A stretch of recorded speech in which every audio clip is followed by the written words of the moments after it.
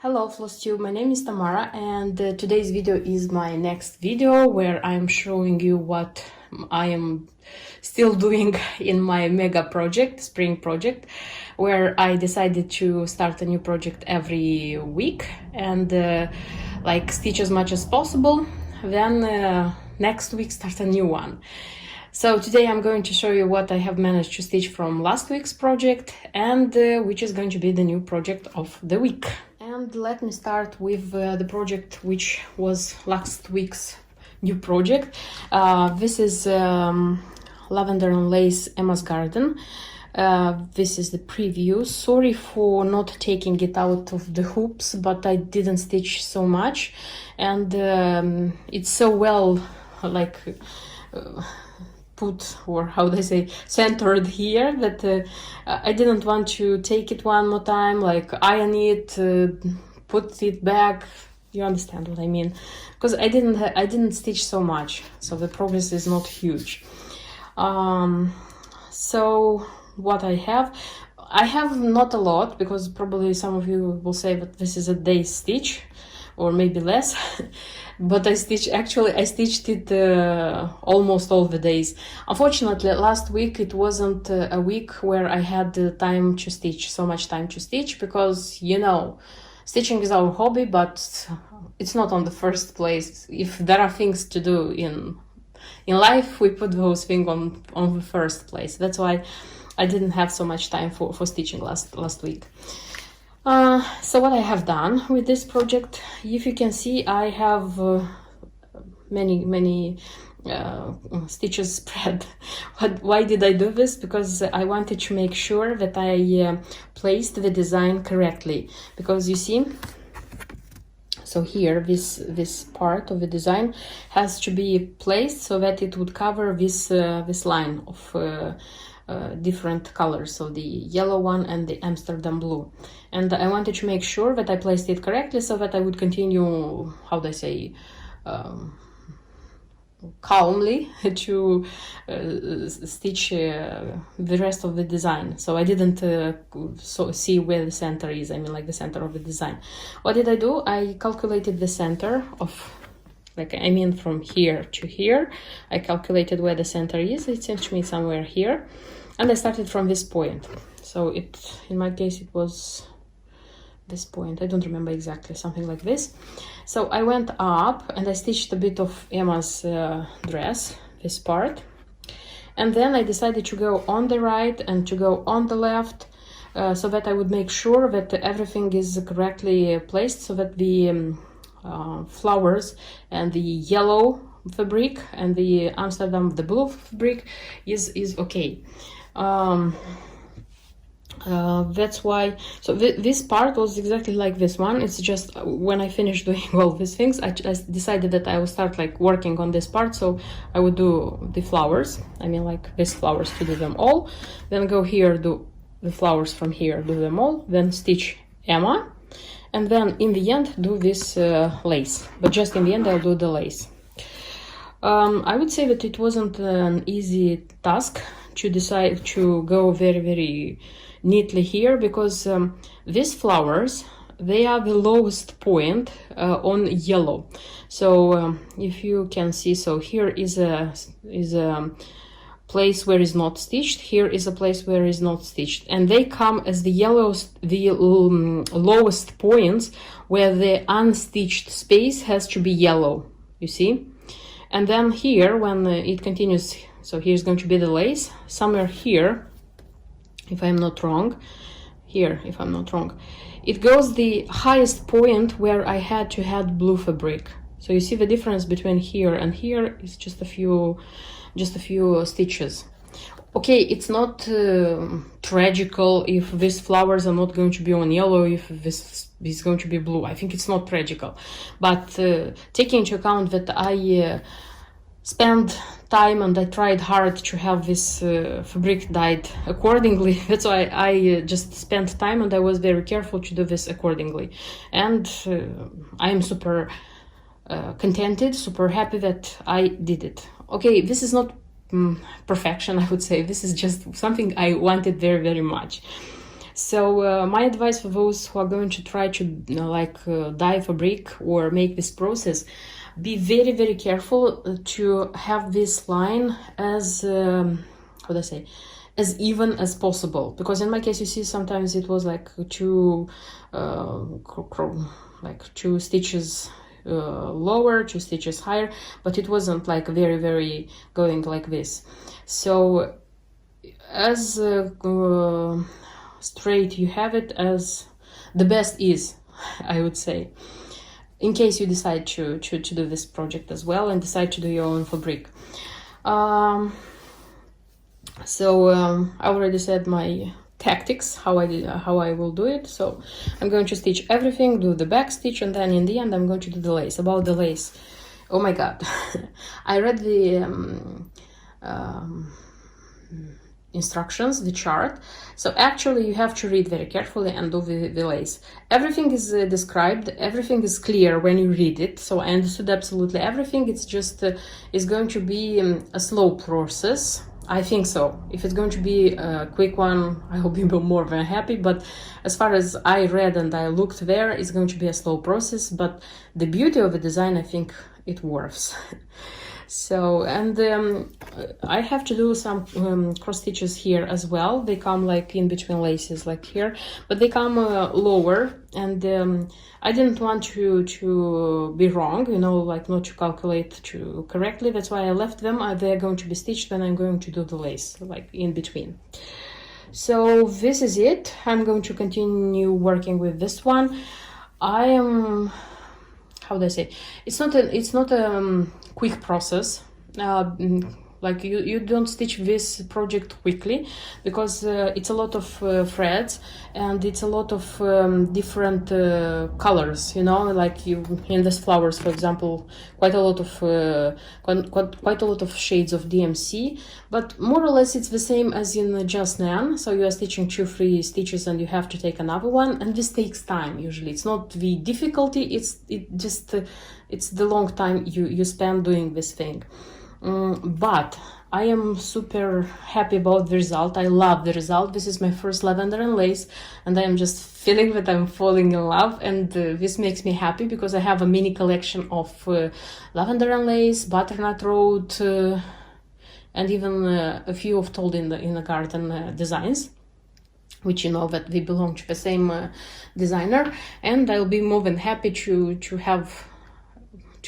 fall in love with these designs, because I will stitch the rest as soon as possible. Okay, so in the next video I'm going to show you, I hope I'm going to show you which the progress is. Not promising the ready work. And my next project, which also is not finished, this is the leaf ball by Just Nan. I am actively doing the mini balls, so I have 5 which are ready, and this is the 6th, and I have 6 more, so kind of it's I am halfway. And I decided to show you how I'm doing it, like on this example, because sometimes some of the subscribers ask me how to do this. That's why when it's possible, I'm explaining. Maybe it's going to be useful for those who also want to do this. So this is how the ball look like, and I didn't cut when I finally like made this one. I didn't cut because I thought maybe it's going to be useful when like doing the, you know, putting them together. If not, I saw this life hack in a video of a Russian floss tuber. She made this ball 4 years ago, and for me this was like something out of the exotic, and I thought it's going to be useful. If not, I'm going to cut those threads. So what I wanted to tell you more about these ladybugs, by the way. Last time when I was grouping them by 3, I told you that you take a leaf with the ball, you take a leaf without the ladybug, and the leaf with the ladybug. And it doesn't matter which leaf of the ladybug you take, either it's on the left or it's on the right. You can take any of them. But when I started like putting everything together, I found the logics. I decided that there is a logics when I started like putting them together, because my first one was on white. Let me see which is the first one. This one, I think, yes. Look, so I used the leaf without green leaf without the ladybug, then it's the flower leaf, then it's the leaf with the ladybug. Ladybug is on the right. Then I made the second one. So the simple leaf, flower, and then the leaf with the ladybug. The ladybug is on the right. Then I decided that I looked one more time at the photo with the ready-made design, and I noticed that this one is going to be inside, you know, like this one is with three parts. This one is going to be inside, so this part is going to be at least seen, so this half and this half, because they are going to come something like this, you know. And this one is going to be somewhere inside, and this is going to be very not very well seen. And I thought, what's the point of stitching this ladybugs with micro stitches and do such work, and then they are not seen? Then I decided that probably they should be like this, you see. So all the ladybugs should be placed next to the flower. For example, leaf with the ladybug on the right, flower, simple leaf. Simple leaf, this one, like flower, then ladybug on the left. And in such a way, each color, for example, the violet ones, purple ones, they are going to get two balls like this with the ladybug on the right, two ladybugs with this on the left. And if this is going to be applied to all the three colors of the flowers, so it's going to be a symmetry. And symmetry, I think, it's the best which can work in this design. So the rest of them I already started doing according to this principle. And my first one, which is the ladybug, is here. I'm thinking of taking the stitches out and redoing it. So it means that I have to place this one here and this one here. I'll do this thing because I don't want to work so much on such a nice project and have such things. Okay, and for those who are interested, I wanted to show you how I am doing, how I am working on a leaf like this. So actually what I do, I am taking, for example, in this case, the ladybug is here, so it's going to be ladybug, flower, simple leaf. When you are taking them, you have to make sure that the leaf is on the so it's not upside down, because this one have to go up. So this one. Then you have to make sure that the flower leaf also is like this is down, this is the upper part, and the simple one also to be like this. So to be careful not to attach them upside down. I usually start from this point, and I am attaching first these two.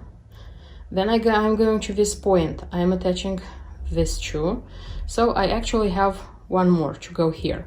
Before doing this last one, what I did with the rest of them, I'm just showing you. I just making it like this, and I'm cutting more of this fabric, because for me it's too much fabric. And I noticed with the first one, when I was trying to do it, I noticed that it's too much, and when you're filling it in, these sides are not going okay. And it's important that these sides would be neatly arranged, because this is the face, you see. So this is here, it's already cut, and it's nicer, it's much nicer. So in a sec I'm going to cut those edges, and you'll see how it looks like. This is how much I cut, you see how short they are, and they are very good, because when I'm doing this one, I don't have so much fabric there. So what I'm doing next is I'm going to put the sides like inside, do these stitches on the third one until this side. I'm leaving like this 2-3 centimeters, because I'm going to fill it in through this hole. In a sec you'll see how it looks like. So this is how it looks like. So I stitched until this point. I have to fill it in. I have the most simple, I don't know how to call it, from eBay, and I'm filling them quite well, so that they would be like full, because I suppose that the final touch is going to be like the ball should look like full, not just a little bit of filling. And filling it in, stitching the last stitches, and I'll have a ball. This is how it looks, the ready ball. Didn't tell you, be careful to like make some extra stitches here and here so that it would be very well put together.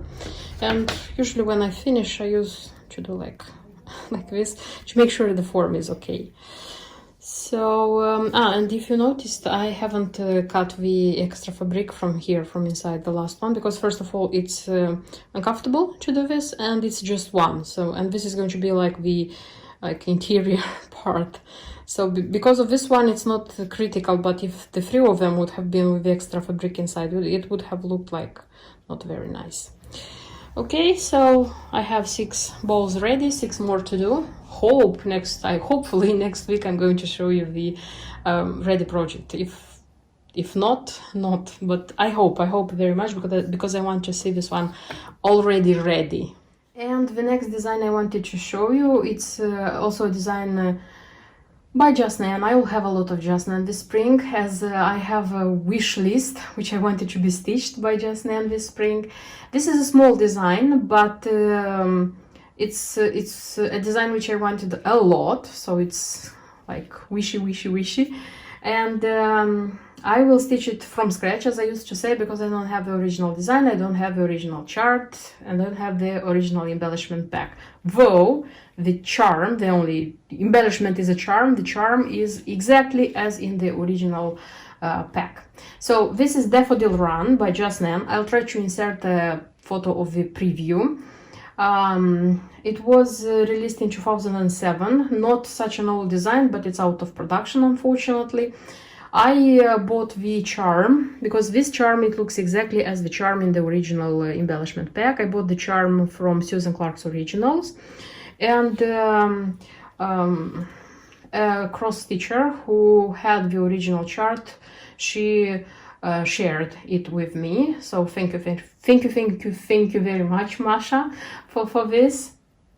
And the rest of it, it's simple to be done, because the threads are all DMC. You can see all of them. How many of them? Nine shades of DMC, and already the embellishment pack. And the fabric is required according to the key. It should be flax, but I don't know why I didn't want flax. I wanted something green, because green fabric is the peak of the season this spring, and I thought about using the Belfast mint green, which is the fabric probably which I use for all of the Just Nans this spring. But I remembered that I had this even weave. This is Murano. The color is sage. I bought it quite a while ago, and I thought about like using this one, because it's calmer green than the mint green. That one is a little bit brighter. And I took all the DMC threads, I had them on this fabric. I was worrying about the green ones, you know, so that they wouldn't be like the same color, but no. And I'm going to stitch on this fabric. How I will finish this project, I'm not sure, because originally you can buy a Just Nan frame with daffodils. If I'll find a picture of that one, I'll try to insert it. If no. I don't have that one either. And when the shops are going to be open, to go and look for something interesting. I mean, like a frame, to look for it, to see it like live, not buying it online. And I have a second, a plan B. A plan B, it would be cushion, the type of cushions which I stitched from Just Nan's stockings, if you remember, because they are the same size. This is not a like large design, it's 36, yeah, something like this, 36 stitches on 36. So not so it's going to be nice. I saw on Pinterest, I saw being finished in a cushion like this, and it looks nice. And I was thinking about making, you know, like the form of that cushion, and the exactly as I did those stocking cushions, so that I would use it like not like a pink imp, like a hanging ornament for spring and for Easter, something like this. So I hope very much that I'm going to stitch it until the next week. I wish to do this. I'm not promising that it's going to be finished like in a frame, or it's going to be made into a cushion, but stitching it, I hope very much that it's going to be ready, because it's absolutely not a lot. So let's see what it will happen until the next week. That's everything I wanted to show you in this video. I hope you like my projects. I hope you like my stitching. I hope you like my big crazy project like Spring Mania, like starting a new project every week. And see you in my next video. Until then, bye bye.